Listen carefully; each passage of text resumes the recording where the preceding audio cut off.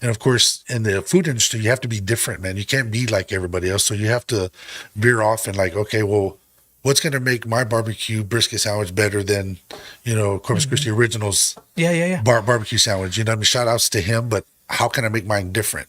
Right? Because then, you get people that start hating on you, like, oh man, I mean, he never used to cook before. I had my business first. Now he's got it. He stole my ideas. There's always a reason.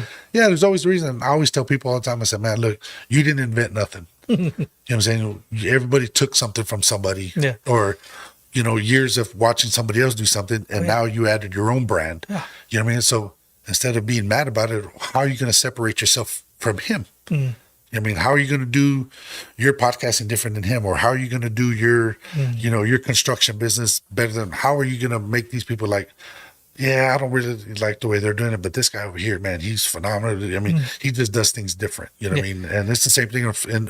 But the food world is so critical, man, is that consistency. You have to be consistent. And yeah, I mean, I'm pretty sure you got to do that in everything in life. You got to be consistent when you're, trying to build something. But when it comes to food and barbecue, bro, like, you have to, I mean, the internet will tear you up. If it was phenomenal on Monday and you messed up on Tuesday, they're going to let you know. They're going to let you know. They're going to be, they're going to be very vocal about it. And then it's not like McDonald's, right? How many times have people complained about McDonald's? They built a brand where they got a suggestion box of complaints, but that's a $1 trillion business. You can complain all you want. Guess what? They're still going to make $1 trillion. I mean, a small business can't afford to be inconsistent and take negativity. So you always, walking on eggshells to make sure that it's almost like you have to love to do it. Like you have to like be into it. I mean, if you have to. You know what I mean? I learned some things along the way that helped me prepare. Because like I said, the world is crazy, man. I mean, they'll crucify you over,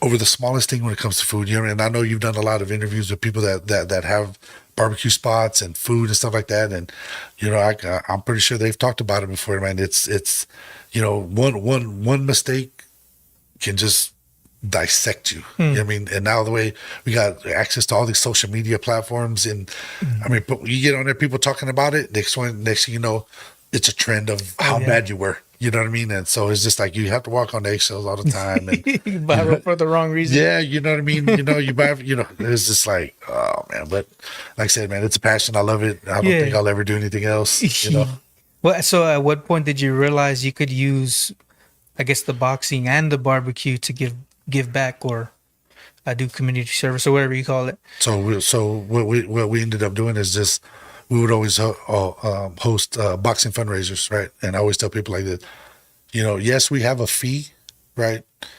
But it was never about trying to make money. It was always, what can we do for the kids that can't afford to come or can't afford to pay? Because I'm not going to tell a kid that he can't come in here and train and learn, and then he's going to go do something bad in the streets. Yeah. So you know what I mean? Me and my partner always just talked about like, hey, we're never going to tell nobody that kid can't afford to be here. We're going to let him do whatever he needs to do. I said, let's just once a month, let's do a fundraiser.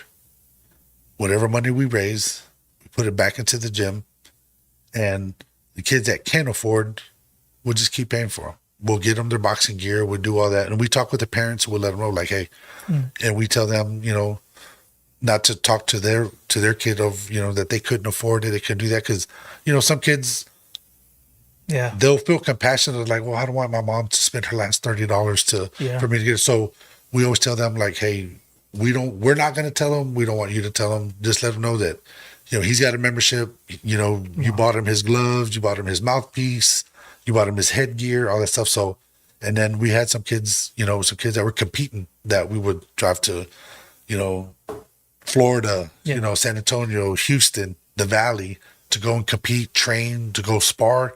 So we would we would get the community involved to kind of basically help sponsor the kids, what I'm saying? And then, some of them, what I mean? Like I said, they needed new gear. I mean, that boxing gear is not cheap.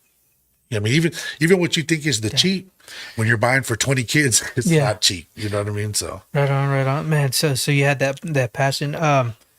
there's anybody in the chat you guys want to leave a question, go ahead and drop it down Yeah. below. If not, just thanks for staying in the for listening.